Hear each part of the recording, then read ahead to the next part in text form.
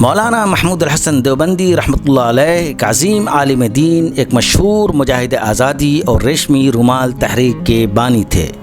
ہندوستان کی آزادی میں مولانا کا کردار اتنا بڑا ہے کہ اس کے بغیر ہندوستان کے آزادی کی کہانی مکمل نہیں ہوتی۔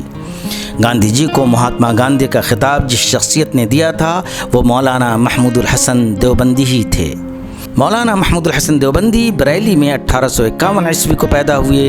ابتدائی تعلیم حاصل کرنے کے بعد ہندوستان کی مشہور اسلامک یونیورسٹی دارالعلوم دیوبند میں داخلہ لے لیا، جس کو 1857 عیسوی کے ایک عظیم مجاہد آزادی مولانا محمد قاسم نانوتوی نے قائم کیا تھا۔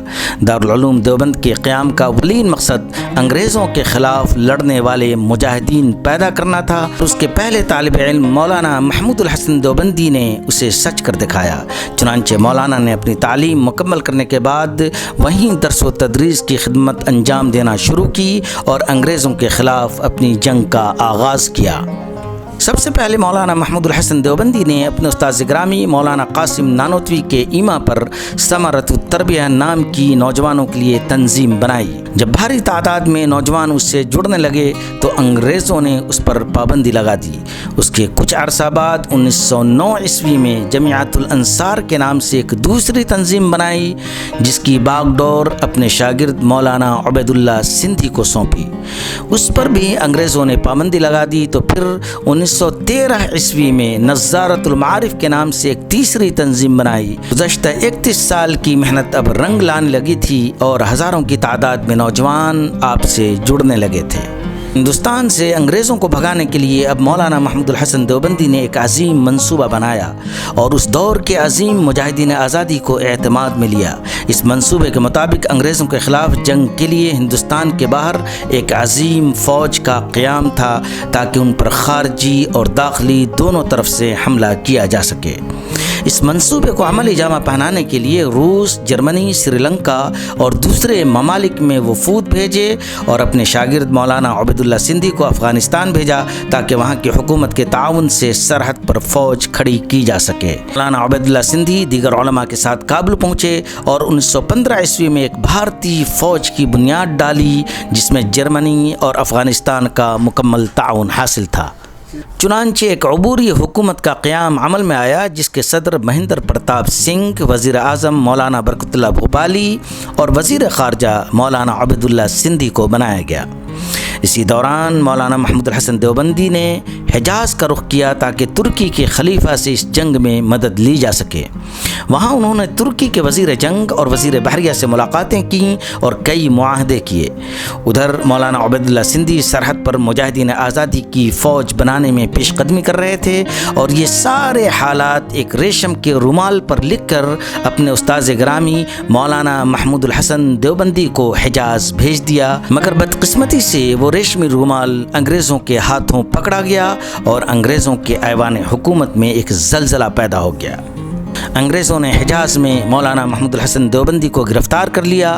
آپ کے ساتھ مولانا حسین احمد مدنی، مولانا وحید احمد مدنی، مولانا عزیز گل پشاوری اور حکیم نصرت وغیرہ بھی گرفتار کر لیے گئے اور سب کو یورپ کے ایک ٹاپو مالٹا جیل میں بھیج دیا گیا۔ انگریزوں نے مولانا محمود الحسن دیوبندی کو 3 سال اور 7 مہینے مالٹا جیل میں رکھا اور بہت سی اذیتیں دیں۔ پھر آپ 8 جون 1920 عیسوی کو رہا کر دیے گئے۔ جب آپ ہندوستان میں بمبئی بندرگاہ پر پہنچے تو ہندوستان کے دیگر مجاہدین آزادی کے ساتھ ساتھ خود گاندھی جی آپ کے استقبال کے لیے موجود تھے۔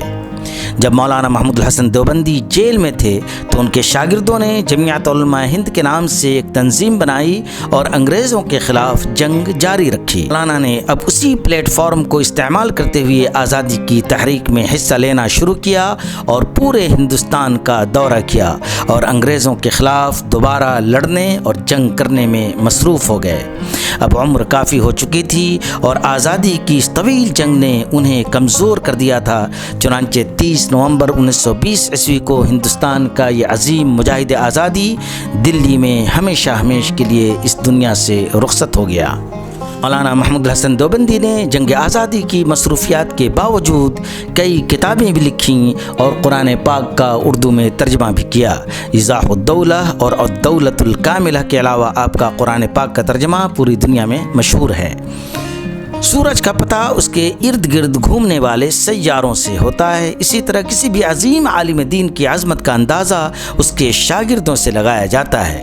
مولانا محمود الحسن دیوبندی کے ہزاروں شاگردوں میں جو چاند ستارے بن کر ہندوستان میں چمکے، ان میں چند نام حسب ذیل ہیں: مولانا اشرف علی تھانوی، علامہ انور شاہ کشمیری، علامہ شبیر احمد عثمانی، مفتی کفایت اللہ دہلوی، مولانا اصغر حسین دیوبندی، مولانا عبید اللہ سندھی، مولانا اعزاز علی دیوبندی، مولانا حبیب الرحمن عثمانی اور مولانا حسین احمد مدنی وغیرہ کا نام آتا ہے، جنہوں نے اپنے استاذ کے مشن کو آگے بڑھایا اور ہندوستان کی تاریخ میں ایسے کارنامے انجام دیے جس سے ہندوستانی تاریخ کے ابواب آج بھی روشن ہیں۔